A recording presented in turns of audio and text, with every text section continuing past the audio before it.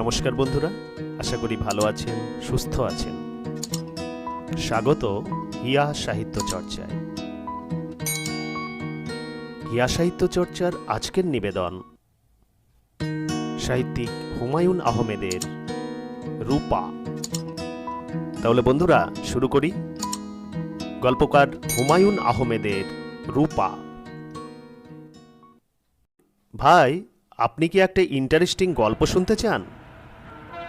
আমি ভদ্রলোকের দিকে অবাক হয়ে তাকালাম। কিছুক্ষণ আগে তাঁর সঙ্গে আলাপ হয়েছে, তাও এমন কোনো আলাপ না। আমি ট্রেনের জন্যে অপেক্ষা করছি কিনা জানতে চাইলেন। আমি বললাম হ্যাঁ, এবং ভদ্রতা করে জানতে চাইলাম আপনি কোথায় যাচ্ছেন। ভদ্রলোক হাসি মুখে বললেন, আমি কোথাও যাচ্ছি না, আমি আমার স্ত্রীকে রিসিভ করতে এসেছি। ও চিটাগাং থেকে আসছে। ট্রেন 2 ঘন্টা লেট, ফিরে যেতে ইচ্ছা করছে না। বাসায় যাব, আবার আসব, ভাবলাম অপেক্ষা করি। তার সঙ্গে এইটুকুই আমার আলাপ। এই আলাপের সূত্র ধরে কেউ যখন বলে, ভাই আপনি কি একটা ইন্টারেস্টিং গল্প শুনতে চান, তখন খানিকটা হলেও বিস্মিত হতে হয়। অপরিচিত লোকের কাছ থেকে গল্প শোনার আগ্রহ আমার কম। তাছাড়া আমি আমার দীর্ঘদিনের অভিজ্ঞতায় লক্ষ্য করেছি, ইন্টারেস্টিং গল্প বলে যে গল্প শুরু হয় সে গল্প কখনোই ইন্টারেস্টিং হয় না। আমি কিছু না বলে চুপ করে রইলাম। ভদ্রলোক বুদ্ধিমান হলে আমার চুপ করে থাকার অর্থ বুঝতে পারবেন। বুদ্ধিমান না হলে এই গল্প আমায় শুনতেই হবে। দেখা গেল ভদ্রলোক মোটেই বুদ্ধিমান নন। পকেট থেকে পানের কৌটা বের করে পান সাজাতে সাজাতে গল্প শুরু করলেন। আপনি নিশ্চয়ই খুব বিরক্ত হয়ে আমার কথা শুনছেন। নিতান্তই অপরিচিত একজন মানুষ হড়বড় করে গল্প বলা শুরু করেছে, বিরক্ত হবারই কথা। কিন্তু সমস্যাটা কি জানেন? আজ আমার জন্য একটা বিশেষ দিন। এই বিশেষ দিনে আমার মজার গল্পটা কাউকে না কাউকে বলতে ইচ্ছা করে। যদি অনুমতি দেন গল্পটা বলি। বলুন। আপনি কি পান খান? জি না। একটা খেয়ে দেখুন, মিষ্টি পান, খারাপ লাগবে না। আপনি কি বিশেষ দিনে গল্পের সঙ্গে সঙ্গে সবাইকে পানও খাওয়ান? ভদ্রলোক হেসে ফেললেন, আন্তরিক ভঙ্গিতেই হাসলেন। ভদ্রলোকের বয়স 40-এর মতো হবে। অত্যন্ত সুপুরুষ। ধবধবে সাদা পায়জামা পাঞ্জাবিতে তাঁকে চমৎকার মানিয়েছে। মনে হচ্ছে তিনি স্ত্রীর জন্যে খুব সেজেগুজেই এসেছেন। প্রায় 20 বছর আগের কথা। আমি তখন ঢাকা বিশ্ববিদ্যালয়ে অনার্স করছি পদার্থবিদ্যায়। এখানে অন্ধকার বলে আপনি সম্ভবত আমাকে পরিষ্কার দেখতে পাচ্ছেন না। আলো থাকলে বুঝতেন আমি বেশ সুপুরুষ। 20 বছর আগে দেখতে রাজপুত্রের মতো ছিলাম। ছাত্রমহলে আমার নাম ছিল দ্য প্রিন্স। মজার ব্যাপার হচ্ছে, মেয়ে মহলে আমার কোনো পাত্তা ছিল না। আপনি ব্যাপারটা লক্ষ্য করেছেন কিনা জানি না, পুরুষদের রূপের প্রতি মেয়েরা কখনো আকৃষ্ট হয় না। পুরুষদের সবকিছুই তাদের চোখে পড়ে, রূপ চোখে পড়ে না। বিশ্ববিদ্যালয় জীবনে কোনো মেয়ে আমার সঙ্গে ভাব করার জন্যে কিংবা কথা বলার জন্যে এগিয়ে আসেনি।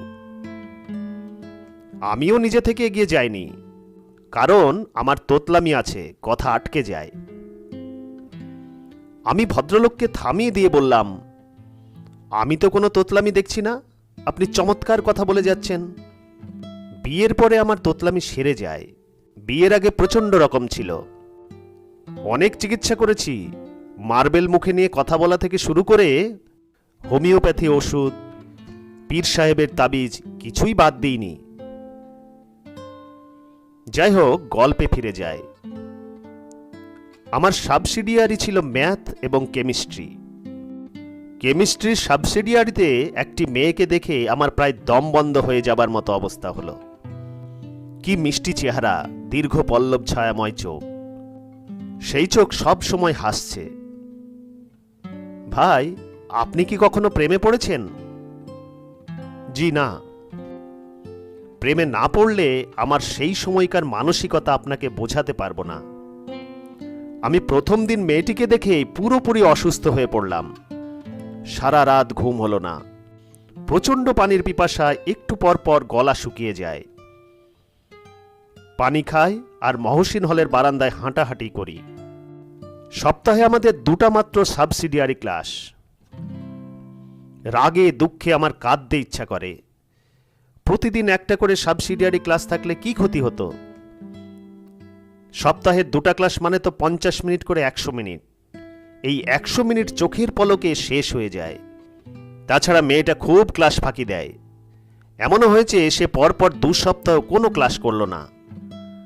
তখন আমার ইচ্ছা করত লাফ দিয়ে মহসিন হলের ছাদ থেকে নিচে পড়ে সমস্ত জ্বালা যন্ত্রণার অবসান ঘটায়। সে যে কি ভয়াবহ কষ্ট আপনি বুঝবেন না, কারণ আপনি কখনো প্রেমে পড়েননি। মেয়েটার নাম তো বললেন না, তার নাম কি? তার নাম রূপা। সেই সময় আমি অবশ্যই তার নাম জানতাম না। নাম কেন কিছুই জানতাম না। কোন ডিপার্টমেন্টের ছাত্রী তাও জানতাম না। শুধু জানতাম তার সাবসিডিয়ারিতে কেমিস্ট্রি আছে এবং সে কালো রঙের একটা মরিস মাইনর গাড়িতে করে আসে। গাড়ির নাম্বার ভ 8781। আপনি তার সম্পর্কে কোনো রকম খোঁজ নেননি? না, খোঁজ নেইনি। কারণ আমার সবসময় ভয় হতো খোঁজ নিতে গেলেই জানবো মেয়েটির হয়তো বা কারোর সঙ্গে ভাব আছে। একদিনের একটা ঘটনা বললেই আপনি বুঝতে পারবেন। সাবসিডিয়ারি ক্লাসের শেষে আমি হঠাৎ লক্ষ্য করলাম মেয়েটা হেসে হেসে একটা ছেলের সঙ্গে গল্প করছে। আমার সমস্ত শরীর কাঁপতে লাগলো। মনে হলো আমি অজ্ঞান হয়ে পড়ে যাব। সব ক্লাস বাদ দিয়ে হলে চলে এলাম এবং কিছুক্ষণের মধ্যেই সমস্ত শরীর কাঁপিয়ে আমার জ্বর এসে গেল।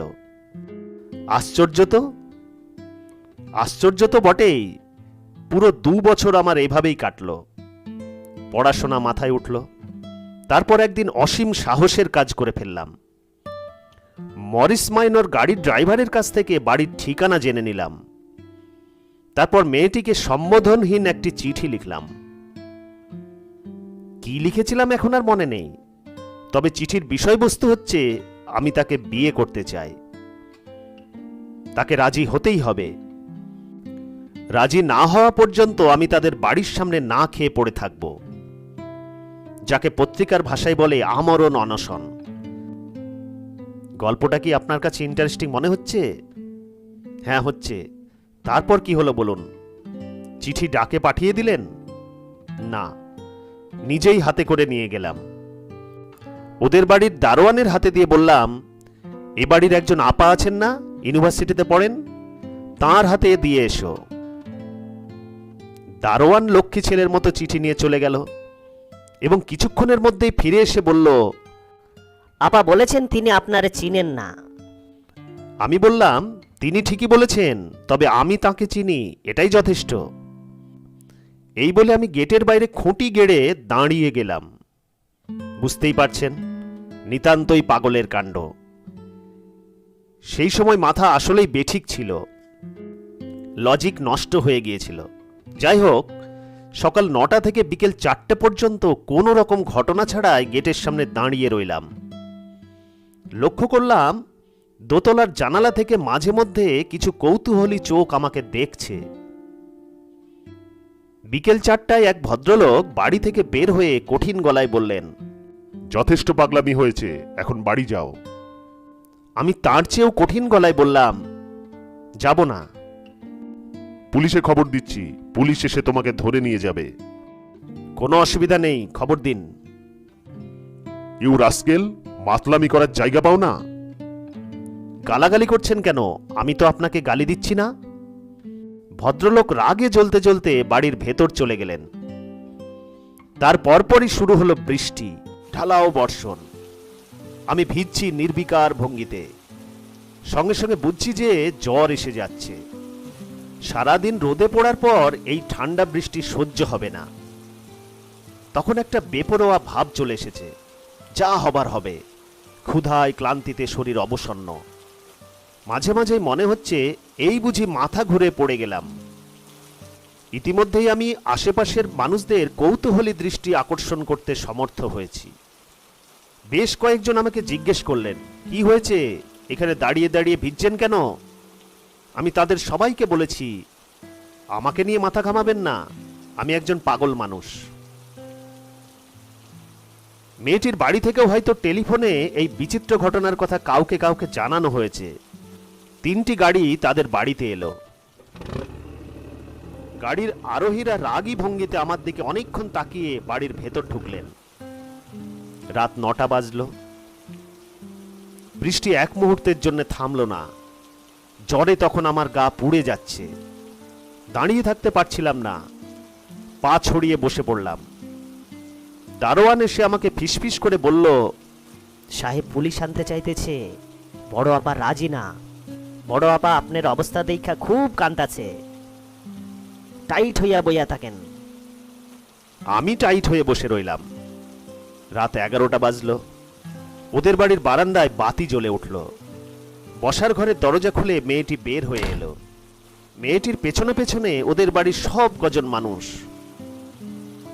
ওরা কেউ বারান্দা থেকে নামলো না। মেয়েটি একা এগিয়ে এলো, আমার সামনে এসে দাঁড়ালো এবং অসম্ভব কোমল গলায় বলল, কেন এমন পাগলামি করছেন? আমি হতভম্ব হয়ে তাকিয়ে রইলাম, কারণ এই মেয়ে সেই মেয়ে নয়, অন্য একটি মেয়ে। একে আমি কোনোদিন দেখিনি। মরিস মাইনর গাড়ির ড্রাইভার আমাকে ভুল ঠিকানা দিয়েছে, হয়তো ইচ্ছা করেই দিয়েছে। মেয়েটি নরম গলায় বলল, আসুন, ভেতরে আসুন, টেবিলে খাবার দেওয়া হয়েছে, আসুন তো। আমি উঠে দাঁড়ালাম, বলতে চেষ্টা করলাম, কিছু মনে করবেন না, আমার ভুল হয়ে গেছে, আপনি সেই মেয়ে নন, আপনি অন্য একজন। মেয়েটির মমতায় ডুবানো চোখের দিকে তাকিয়ে এই কথা বলা সম্ভব হলো না। এত মমতা নিয়ে কোনো নারী আমার দিকে তাকায়নি। জ্বরের ঘোরে আমি ঠিকমতো পা ফেলতে পারছিলাম না। মেয়েটি বলল, আপনার বোধহয় শরীর খারাপ, আপনি আমার হাত ধরে হাঁটুন, কোনো অসুবিধা নেই। বাসার সবাই বারান্দায় দাঁড়িয়ে কঠিন চোখে আমাদের দিকে তাকিয়ে আছে। তাদের সবার কঠিন দৃষ্টি উপেক্ষা করে মেয়েটি হাত বাড়িয়ে দিল। যে গভীর ভালোবাসায় হাত বাড়ালো, সেই ভালোবাসাকে উপেক্ষা করার ক্ষমতা ঈশ্বর আমাকে দেননি। আমি তার হাত ধরলাম। এই 20 বছর ধরেই ধরে আছি। মাঝে মাঝে এক ধরনের অস্থিরতা বোধ করি। ভ্রান্তির এই গল্প আমার স্ত্রীকে বলতে ইচ্ছে করে, বলতে পারি না। তখন আপনার মতো অপরিচিত একজন কাউকে খুঁজে বের করি, গল্পটা বলি, কারণ আমি জানি এই গল্প কোনোদিন আমার স্ত্রীর কানে পৌঁছাবে না। আচ্ছা ভাই, উঠি, আমার ট্রেন এসে গেল। ভদ্রলোক উঠে দাঁড়ালেন। দূরে ট্রেনের আলো দেখা যাচ্ছে। রেললাইনে ঘর ঘর শব্দ উঠছে। ট্রেন সত্যি সত্যি এসে গেল।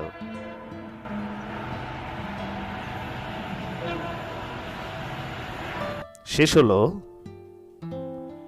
সাহিত্যিক হুমায়ুন আহমেদের রূপা শীর্ষক গল্পটি। শ্রোতা বন্ধুদের কাছে অনুরোধ, গল্প পাঠ যদি ভালো লাগে একটি লাইক অবশ্যই দেবেন। চ্যানেলে যদি নতুন হন, চ্যানেলটি সাবস্ক্রাইব করে আমাদের পাশে থাকবেন। যে সকল শ্রোতা বন্ধুরা ইতিমধ্যেই হিয়া সাহিত্য চর্চা চ্যানেলটিকে সাবস্ক্রাইব করেছেন, তাদেরকে আমাদের চ্যানেলের পক্ষ থেকে আন্তরিক অভিনন্দন। প্রত্যেকে ভালো থাকুন, সুস্থ থাকুন। ধন্যবাদ।